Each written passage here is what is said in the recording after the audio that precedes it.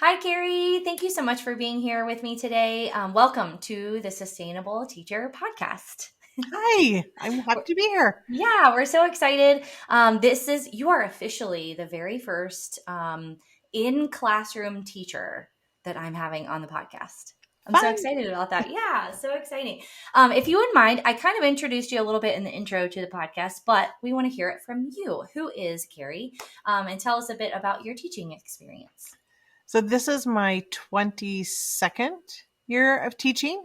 Most of it's always been at the high school level. The last 4 years have been at the middle school level. Oh, wow. And so that was a jump in and of itself. Yes, bless your heart, the middle schoolers. Woo! Yeah. And I teach math.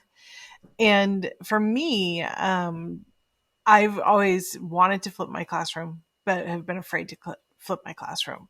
Okay. Um, so and teaching math, I love teaching math because it's so much of a subject students are afraid of.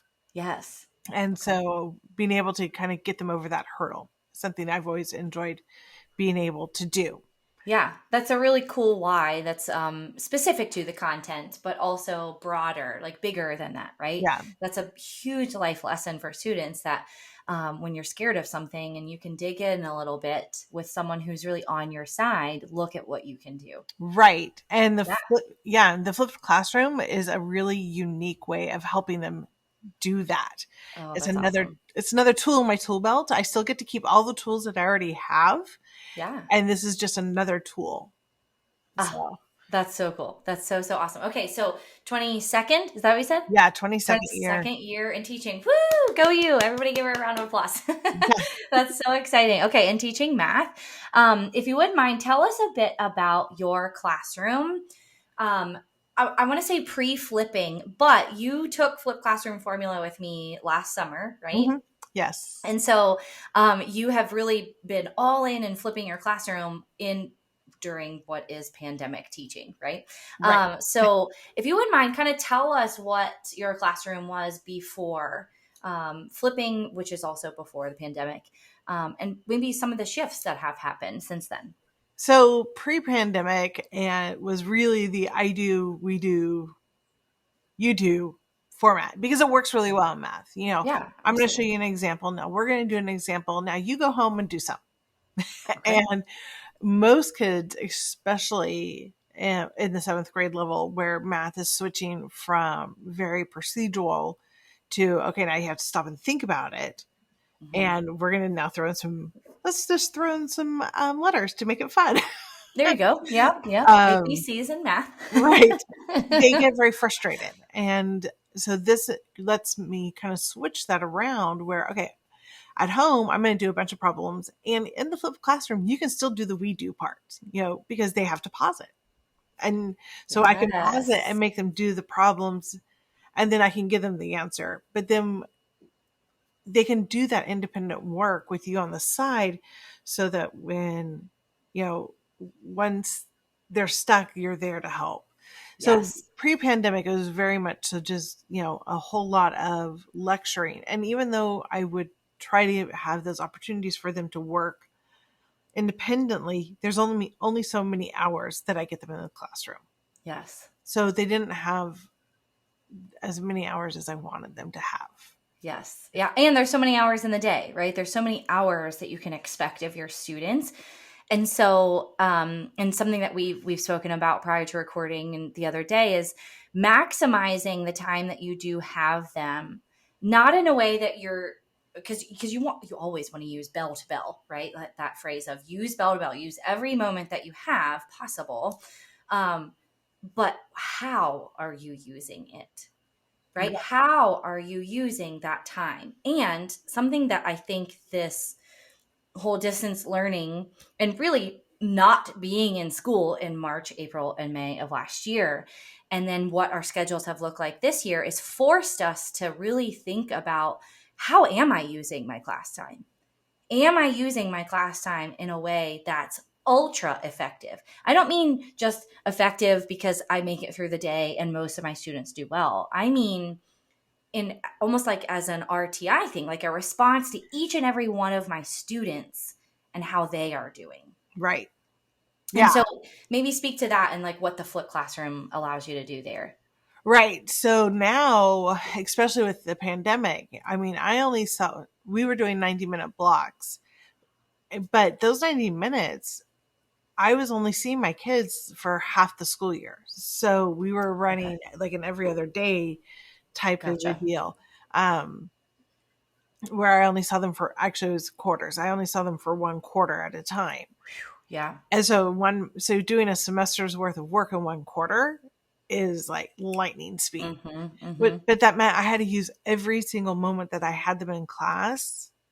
Like we weren't going to waste anything Yeah. because so I'm not going to waste my time teaching solving equations step by step in class. I don't have the time to do that. And so Yes. by doing the flipped classroom, that meant in class we were practicing problems and we were like trying to figure out remotely like this. Oh, okay, this kid isn't why is this kid getting the wrong answer remotely is really, really difficult. Yeah. But it allowed me the time to try to figure out why they were getting the wrong answer based on what answer they were giving me. Because you saw it in real time. Right. Right? It wasn't like when they come to you the next day having their homework done and you're looking at their paper after they've written it down. You're like, okay, I'm not following your thinking here. Right? Right, right. And so by being able to use some of these great PDs that we found, like Pear Deck and some different things like that, we Mm-hmm. were able to solve. I was able to solve like 5 different kids at once. I'm like, oh, you 5 are doing this wrong, and okay, Okay. I've seen these mistakes. So my in class time was maximized on being able to help students because Yes. I was able to have that class time instead Yes. of me talking for 20 minutes about how Mm-hmm. to solve 2 problems. Yes. And here's what I'm hearing you saying. When you are delivering the content for the first time, as engaging as you make that be, as much as you ask questions and do discussion prompts and like in a math class you stop and you practice for a moment. As much as you do that, delivering content for the first time is both very low in like the hard parts of learning, right? It's very low on Bloom's taxonomy, but it's also very, not all the time, but most oftentimes very one size fits all because you are one human being, right? You are Right. one human being. And then you send the harder parts of learning home and they've got to do it there. And like you said, you can't see them making the mistakes they're making. They come back and the frustration just compounds itself. The frustration that you said just a minute ago, the big why that you have in teaching math is to help them get over that fear and that frustration that they can do it. Yep. And that flipping, so putting those hard parts of the learning process back in your presence in your class is what allows you to do that. Right. Okay, I think we're done with this episode now because that's amazing. No, that's a mic drop moment for you. And That's so awesome. the other really great thing, another reason I'd always been a little bit hesitant with flipping the classroom is because it's a very direct instruction. Okay. This is the way you do it. And in math, we also want students to explore concepts because that makes their understanding better. It's a deeper understanding. And so I'd always been, well, they don't get to explore the concept, and that's false. They do get to explore the concept. You're doing that direct instruction to say, this is what the end product looks like. Now that you understand what the end product looks like, let's understand what got us there. Okay.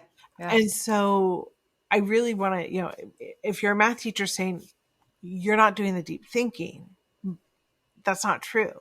Mm-hmm. You still do get to do the deep thinking, but it's like we understand what that's supposed to look like at the end.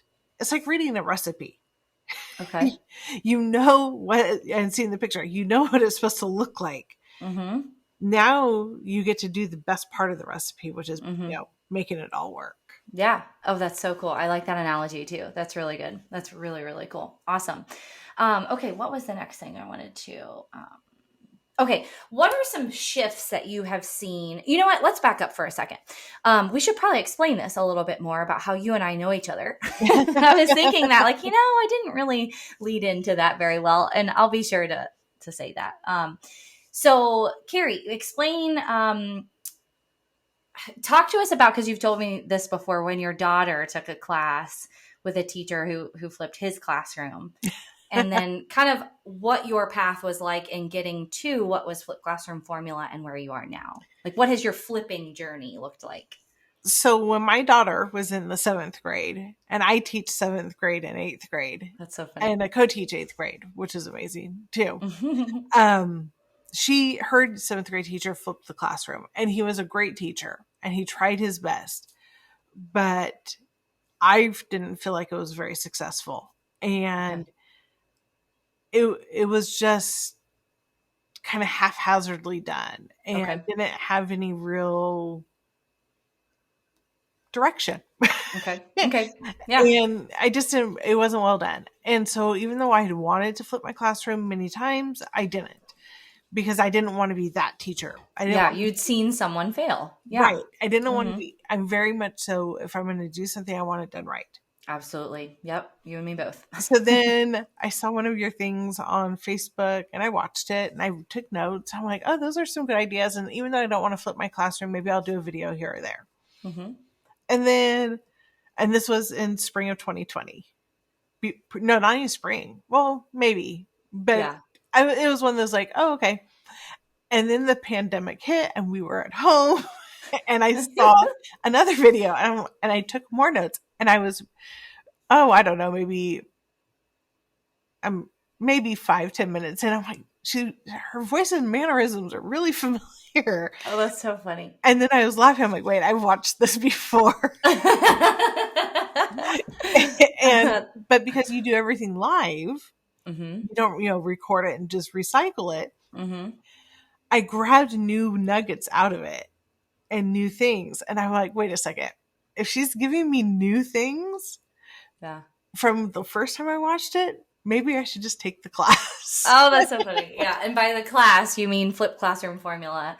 Yeah. Right. The online course where I walk teachers through how to intentionally, thoughtfully flip their classrooms and really get those benefits that you saw this other teacher not get years ago.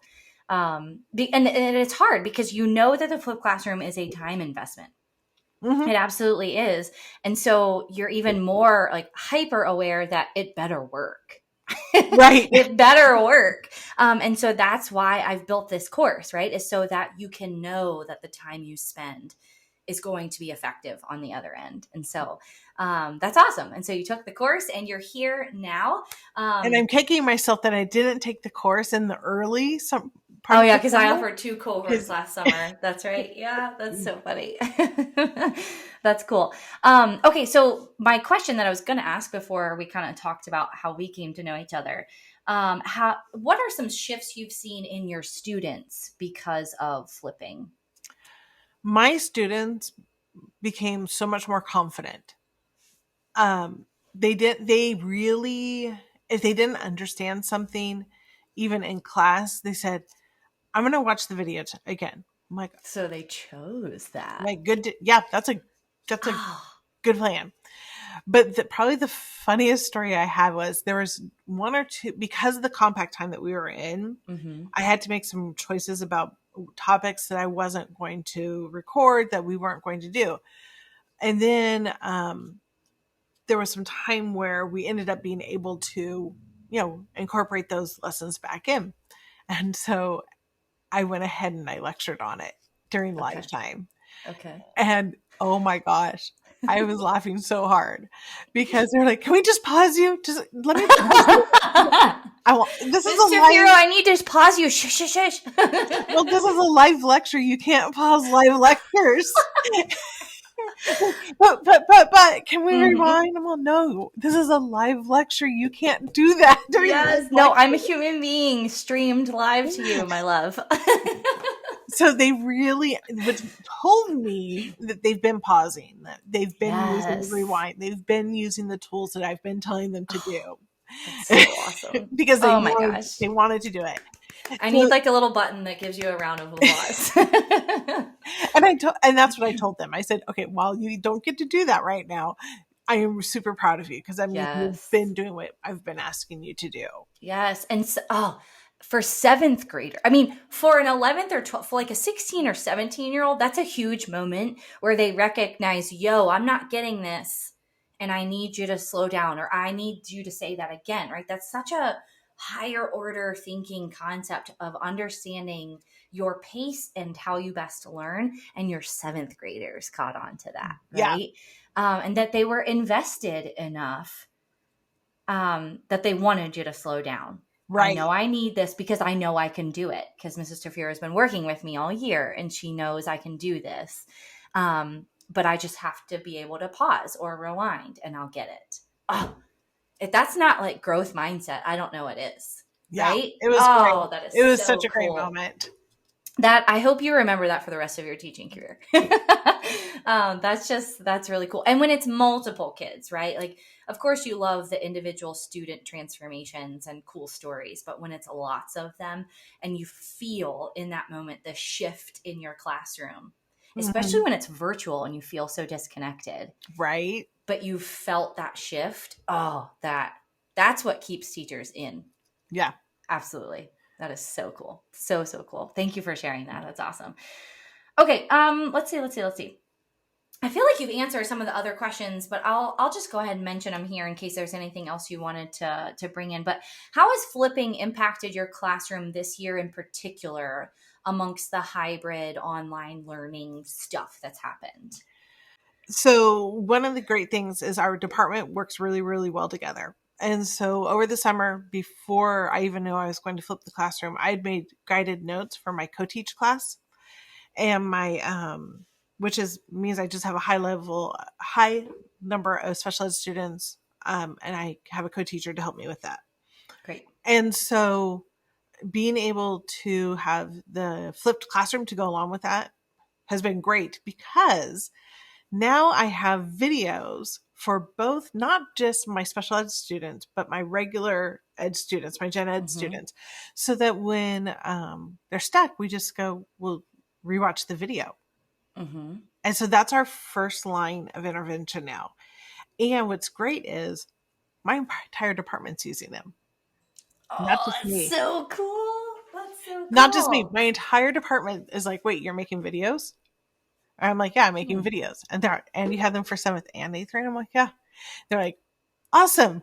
So if we're in this whole virtual teaching where we can't do any one-on-one, like, it's really hard. We've been doing some one-on-one, but it's really hard. I can't just stop in before school or after school.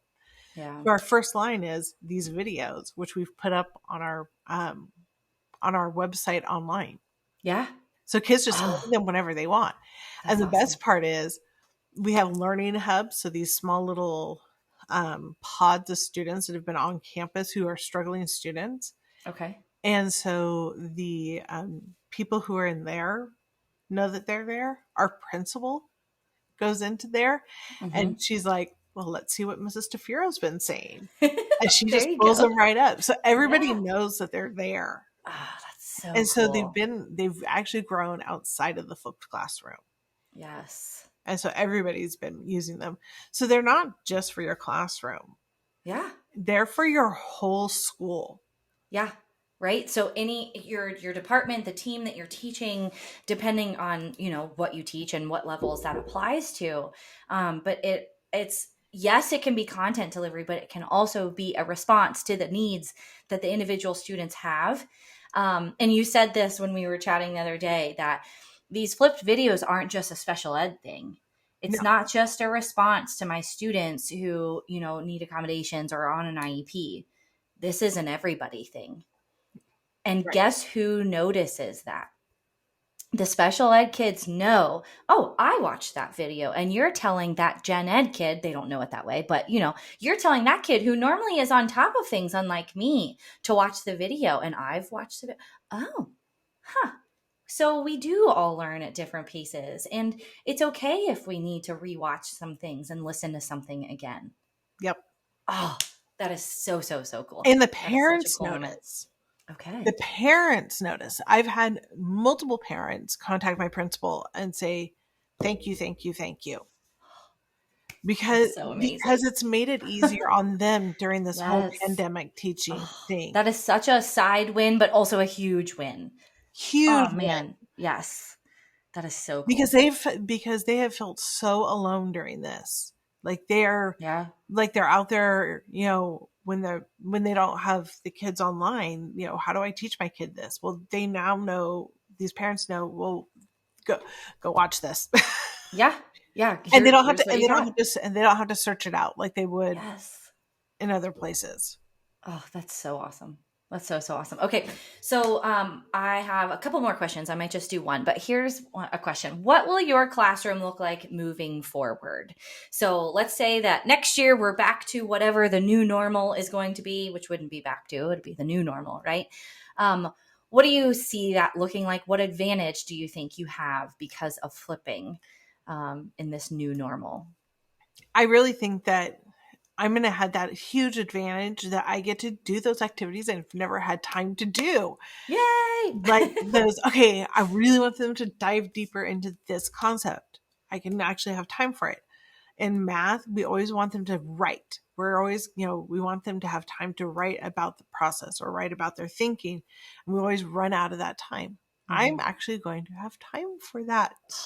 That's so awesome. When you're not teaching a semester course in a quarter, of course. Right. But yes, oh, that's so awesome. Yeah. That is cool. So these things that we always go, oh, I wish I had time for that. I don't get to say, oh, I wish I had time for that. No, I'm going to have time because I'm not doing the teaching part. I'm not doing that in the classroom. And the kids, I really think, like, you watch this like weight get lifted off of them when I say you're not going to be doing problems at home. When I say to them you're not doing problems at home, they kind of, even online they were like, what? Yeah, what do you mean? It's like this huge weight was lifted from them, and they're more willing to do and be engaged in the classroom because they're like, that's so okay, cool. this is my time to work. This is my time to prove what I know. Yeah. Oh man, that's cool. That is so. Oh, I'm just totally geeking out on all the things you're saying. Oh, that's so cool. Okay, so I do want to ask one last question specifically about flipped classroom formula. What would you say was something that was super beneficial in taking the course that really helped get you into flipping? I don't want to say get you where you are today, because your hard work has gotten you where you are today with your students. But what did the course do for you in getting you there? For me, it gave me the structure I needed. I'm very black and white when it comes to implementing things. I want to know, how's it going to work? When's it going to work? I want to make sure it's going to work. Yeah. You were able to give me that structure I needed. I needed a beginning, a middle, and an end. Yeah. I needed to know, how is this going to be implemented? I think because you're about to invest so much time in it. Exactly. Yes, and so it's got to work. When we go through the teaching program, we are taught how to write a lesson plan. Mm-hmm. This is not a lesson plan. This is a curriculum plan. Yes. And nobody teaches us how to write a curriculum. Yeah. And that's what this is. This is a curriculum because you have to make sure you're not, anybody can make a video. That's not the hard part. Mm-hmm. Nope, that's not the hard part. The hard part is figuring out which videos you're going to make. Mm-hmm. The hard part is figuring out how many videos you're going to make. How you're going to use them. Right. And in math, there are so many topics. You have a topic a day. Mm-hmm. And so I think I've made upwards in one class. I think I've made about 100 videos. Wow. How long do you have those, just out of curiosity, for your middle school kids? How long are each of those? Too long, probably. Oh, really? You don't want to admit? No, I'm just kidding. No, they're about, if I'm lucky, I can get them down to 8 minutes. And when if I can get them to 8 minutes, it's like, hallelujah. Yes. But usually they're about 15. Okay. Which is too long, but nobody's complained about it. Okay. And they're watching them.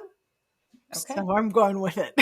Yeah. And hey, that might be bite-sized for your kiddos, and they'll be prepared at the high school level when they, come across a teacher who's making about 15-minute videos, and it'll be manageable for them. So that's awesome. That's awesome. All right, Carrie, thank you so much. This is so much fun. I love getting to talk shop, and I love that as much as I have in my mind what the flipped classroom is and what it can do for teachers, it's an amazing moment for me, not to just see how that's impacted you and your students, but that we get to, in authentic ways, share that with other teachers who want to have this kind of impact with their kids.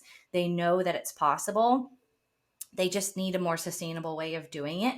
And a way that they're going to have some guidance, right? They're going to have some guidance and not just learning via trial and error.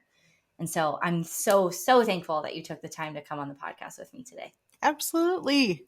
All right. I'm thankful for you. Oh, that's so sweet. That's so sweet. Well, I look forward to us continuing to work together. And I want to hear more about your classroom in the future, especially next school year when things hopefully are a little more, normal-ish. So. All right, Carrie, thank you so much. And everybody have a great one. We'll see you. Bye.